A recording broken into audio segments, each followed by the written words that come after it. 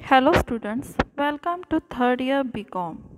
Myself, Professor Pooja Amit Hora, Tuzaram Chatuchand College of Arts, Science and Commerce, Baramati.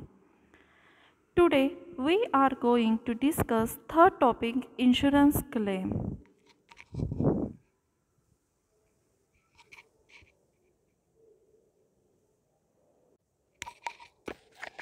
A business may suffer abnormal losses due to different reasons such as fire, theft, flood, strike, etc. Among them, most common is fire. A fire is in a business place destroys a number of assets such as building, furniture, machinery, stock, etc. विद्यार्थी मित्रांनो, प्रत्येक व्यवसायाला काही abnormal losses सफर करावे लागतात. त्याचे अनेक कारण आहेत की काही कारणं अशी आहेत की आग लागल्यामुळे असेल, चोरी झाल्यामुळे असेल, काही स्ट्राईक्स असतील की ज्यामुळे बिझनेसला ॲबनॉर्मल लॉसेस सहन करावे लागतात. त्यातला मोस्ट कॉमन म्हणजे जास्तीत जास्त प्रमाणात पाहायला मिळणारा ॲबनॉर्मल लॉस म्हणजे फायर. फायर की जे व्यवसायाला आग लागल्यामुळे व्यवसायाची विविध मालमत्ता ही नष्ट पावू शकते, जसं की बिल्डिंग असेल, फर्निचर असेल, मशिनरी असेल किंवा व्यवसायामध्ये असणारा स्टॉक की जो पूर्णपणे बेचिराख होऊ शकतो. A businessman needs insurance cover to insure against possible loss of assets in the event of occurrence of fire. Due to fire, number of assets which the business activities may be suffered may be destroyed.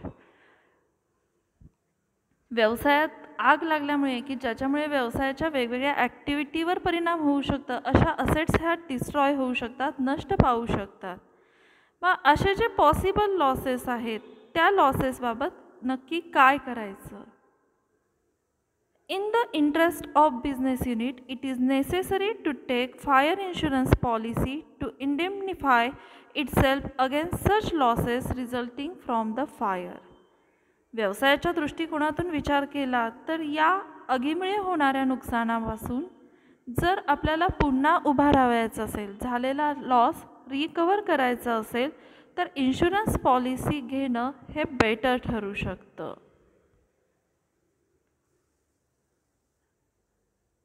A fire insurance claim is lodged with insurance company in regard to the following: to cover the loss of stock destroyed by fire, to cover the loss of profit during the period of dislocation of normal business operations, to cover the loss of fixed assets.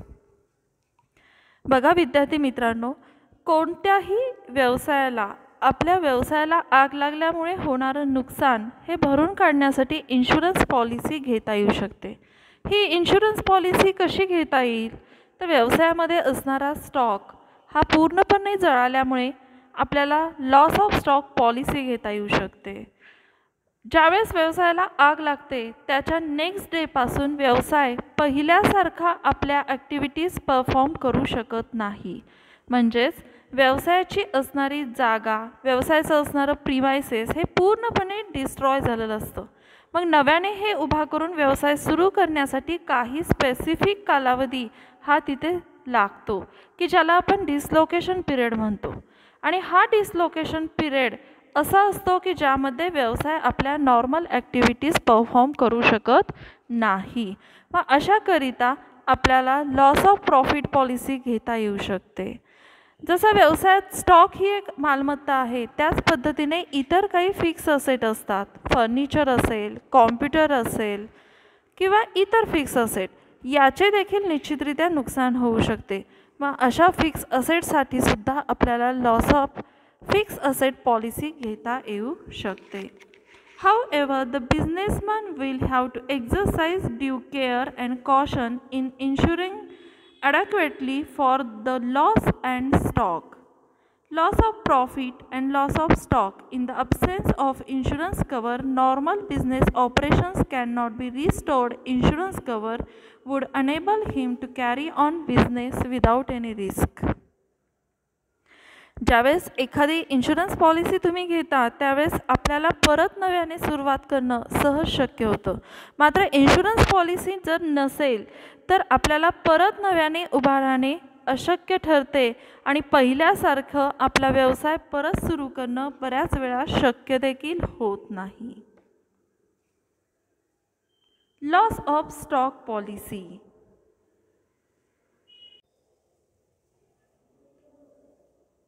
When a fixed asset is destroyed, the computation of loss is simple, but when a stock is destroyed, the computation of loss is not so simple because the prices of different items of stock are seldom stable and the stock is acquired at various rates. बघा विद्यार्थी मित्रांनो, ज्यावेळेस एखाद्या व्यवसायाला आग लागते त्यामध्ये असेट्सचं नुकसान होत असताना आपल्याकडे दोन प्रकारचे असेट दिसून येतात. एक असते फिक्स असेट आणि दुसरी असते करंट असेट. आग लागल्यामुळे फिक्स असेटचं नुकसान होतं त्यावेळेस आपल्याला फिक्स असेटचं कॅल्क्युलेशन करणं सहज सोपं होतं. का तर प्रत्येक व्यवसायामध्ये proper books of accounts record करत असताना फिक्स असेटचं सेपरेट अकाउंटिंग केलं जातं. मात्र करंट असेटचा विचार करता करंट असेटमध्ये येणारा स्टॉक की जो आगीमुळे नुकसान होऊ शकतं, हा स्टॉक कॅल्क्युलेट करणं बऱ्याच वेळा शक्य असतं किंवा हे एक डिफिकल्ट काम बनलं गेलेलं असतं. कशा पद्धतीने? ज्यावेळेस तुम्ही स्टॉकचा विचार करता त्यावेळेस स्टॉक मेंटेन करण्याच्या वेगवेगळ्या मेथड्स आहेत. There are different prices for different item of stock. व्यवसायामध्ये जो स्टॉक आहे तो प्रत्येक ॲटम वाईज रेकॉर्ड करणं आणि प्रत्येक ॲटमचे असणारे रेट्स हे वेगवेगळे असतात. त्यामुळे याचं कॅल्क्युलेशन करणं हे एक डिफिकल्ट जॉब ठरू शकतं. There are two situations in which claim can be calculated and loss, that is when proper records are available. ज्यावेळेस सगळ्या बुक्स ऑफ अकाउंट्समधून तुमच्याकडे प्रॉपर रेकॉर्ड्स अवेलेबल असतील, प्रॉपर बुक्स ऑफ अकाउंट्स असतील. निश्चितरित्या ज्यावेळेस प्रत्येक व्यवसाय अकाउंटिंग करतं त्यावेळेस त्यांचे books of accounts properly maintain केलेले असणार आहेत. पण आगीमध्ये हे बुक्स ऑफ अकाउंट्सचे रेकॉर्ड्स डिस्ट्रॉय नाही झाले तर तुमच्याकडे ते अवेलेबल असणार आहे. आणि दुसरी सिच्युएशन आहे की when proper records are not available, म्हणजे जे व्यवसायाचे प्रॉपर बुक्स ऑफ अकाउंट्स आहेत ते आगीमध्ये डिस्ट्रॉय झाले असतील तर. Computation of insurance claim under loss of stock policy. दोन प्रकारे असं कॅल्क्युलेशन करता येईल. When proper records are available and when proper records are not available. पहा मित्रांनो, when proper records are available, the following steps for lodging claim with insurance company. Ascertain the value of stock lying with business unit on the date of fire. Ascertain the value of stock salvaged from fire. Find out stock destroyed by fire by deducting the stock salvaged from the stock value on the date of fire. And last, the amount of claim would be equal to the stock destroyed by fire. बघा, ज्यावेळेस तुमच्याकडे proper records available असतील त्यावेळेस तुम्हाला business युनिटमध्ये ज्या दिवशी आग लागली त्या दिवशीची स्टॉकची व्हॅल्यू काय होती हे पाहावं लागेल. दुसऱ्या स्टेपमध्ये त्या स्टॉकपैकी काही स्टॉक हा तुमचा जळालेला असेल तर काही स्टॉक हा त्या आगीपासून वाचलेला सुद्धा असू शकतो.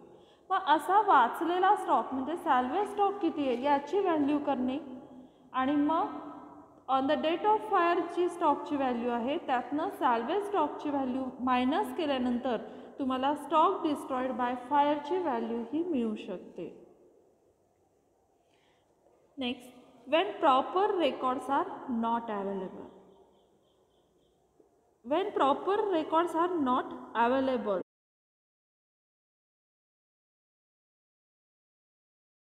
there is no different format as you learned earlier. We are going to prepare trading account.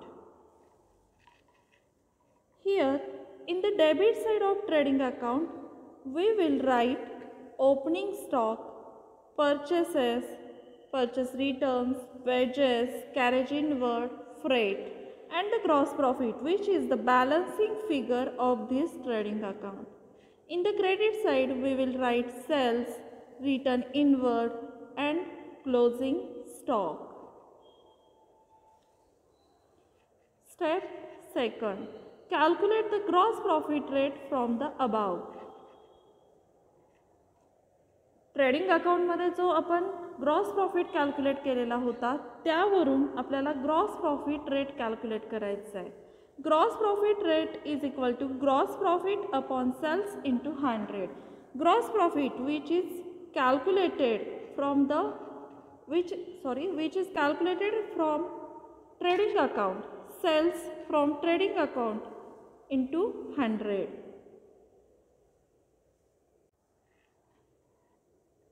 Prepare memorandum trading account for the period from the opening date of the year to the date of fire.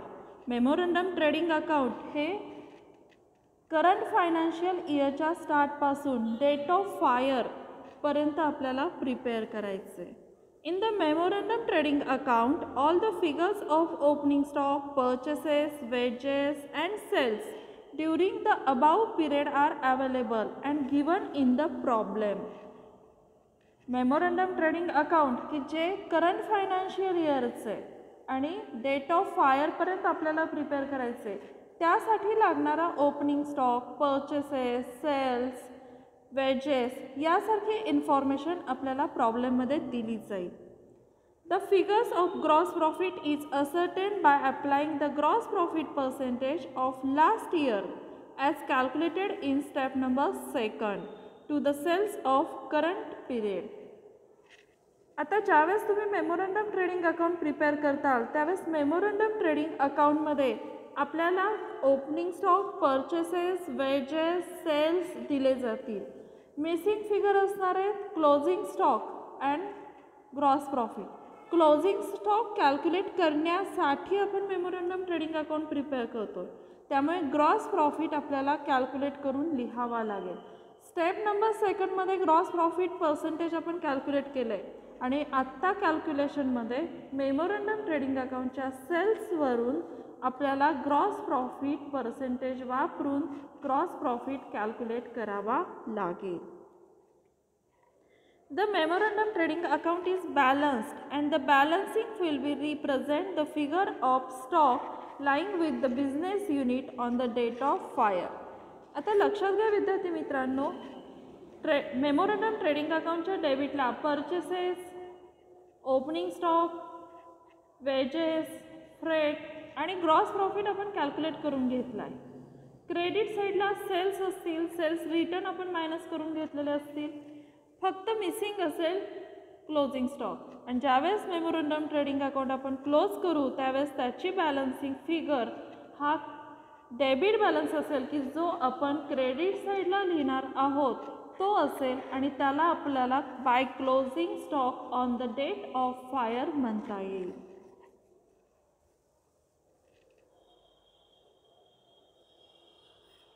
The format of memorandum trading account.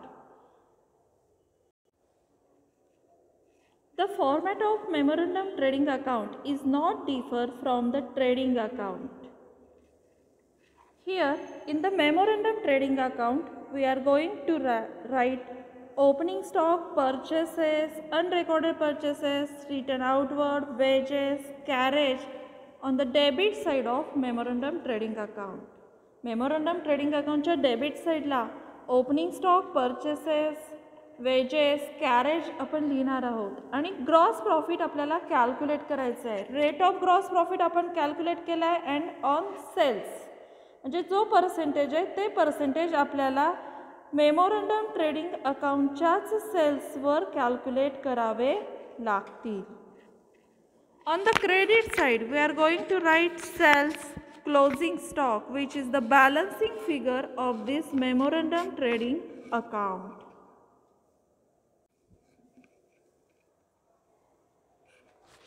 Next step, prepare a statement of fire claim lodged with the insurance company.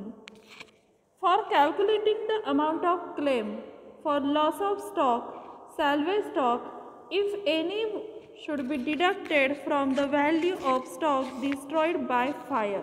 विद्यार्थी मित्रांनो, ज्यावेळेस आपण amount of claim calculate करू त्यावेळेस आपल्याला loss of stock on the date of fire means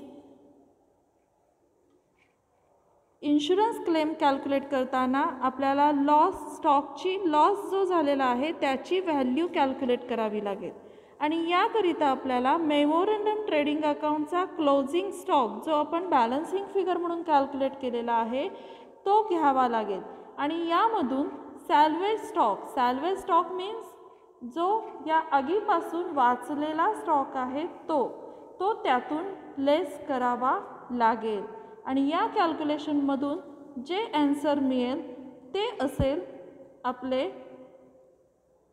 amount of claim. Next step 5 application of average clause. Average clause applies if actual loss exceeds the amount of the insurance value. The amount of claim is to be limited after applying the average clause. Average clause means the claim for the loss of stock is proportionately reduced having regard to the under insurance of claim. If policy amount is less than the insurance stock, then by applying average clause, the amount of claim is to be determined. विद्यार्थी मित्रांनो, in case आपण insurance policy घेत असताना ही कमी रकमेची घेतलेली असेल आणि आपल्याकडे असणारा स्टॉक हा जास्त रकमेचा असेल तर त्या केसमध्ये ॲव्हरेज क्लॉज हा लागू केला जातो. ॲव्हरेज क्लॉज जर लागू केलेला असेल तर आपल्याला इन्शुरन्स क्लेम हा वेगळ्या पद्धतीने कॅल्क्युलेट करावा लागेल. Under insurance means the business unit has not been adequately cover the stock value for the purpose of insurance. That is the policy amount taken by the business unit is less as compared to the normal stock holding. Therefore, the amount of claim is proportionately reduced by keeping in the view extent of underinsurance. The following equations is used for calculating the claim by applying average clause. विद्यार्थी मित्रांनो, average clause काढत असताना आपल्याला या फॉर्म्युल्याचा use करायचा आहे. Amount of policy की जी तुम्हाला प्रॉब्लेममध्ये दिली जाईल which is given in the problem upon value of stock on the date of fire. ज्या दिवशी आग लागली त्या दिवशी तुमच्याकडे असणाऱ्या स्टॉकची व्हॅल्यू की जी आपण मेमोरंडम ट्रेडिंग अकाउंटला कॅल्क्युलेट केलेली आहे क्लोजिंग स्टॉक म्हणून into loss of stock destroyed by fire. Step number 4 मध्ये आपण कॅल्क्युलेट केलं आहे लॉस ऑफ स्टॉक. ती व्हॅल्यू आपल्याला या ठिकाणी विचारात घ्यायची आहे. या 5 स्टेप्सचा वापर करून आपल्याला इन्शुरन्स क्लेम हा कॅल्क्युलेट करायचा आहे. These 5 steps will be useful for calculating insurance claim. Please subscribe my YouTube channel for more videos. Thank you.